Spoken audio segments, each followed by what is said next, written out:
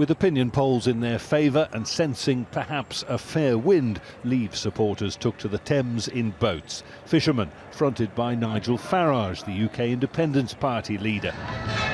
They were soon joined by rival vessels, large and small, the Remain campaign, trying to drown the Leavers out. Nigel, you're a fraud.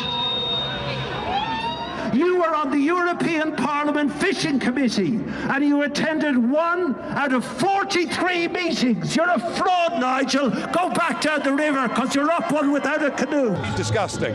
Rich people laughing at poor people.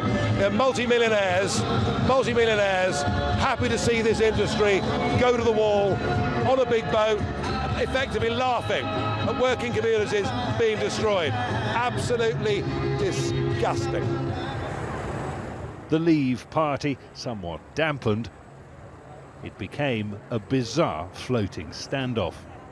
Well, London hasn't seen anything like this in its recent history. The battle for Brexit has come to the Thames, to Parliament itself, while inside, Prime Minister David Cameron is in a fight for his political life.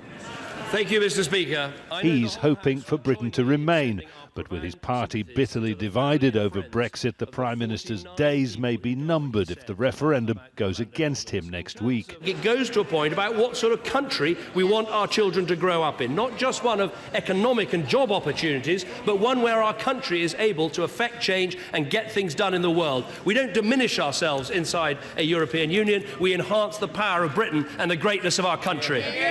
The latest dramatic intervention comes from Cameron ally, the Chancellor, George Osborne, promising a harsh emergency budget if Britain votes to leave. Filling a £30 billion black hole would require sharp and difficult tax rises.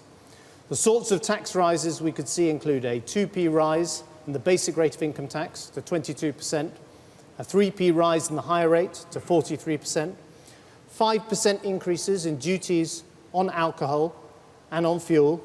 Dubbed a punishment budget by the Leave camp, dozens of Conservative MPs have said they'll oppose it in Parliament. More likely, a vote to leave will see Mr Osborne himself out of a job and the country plunged into choppy waters. Jonah, Al Jazeera, London.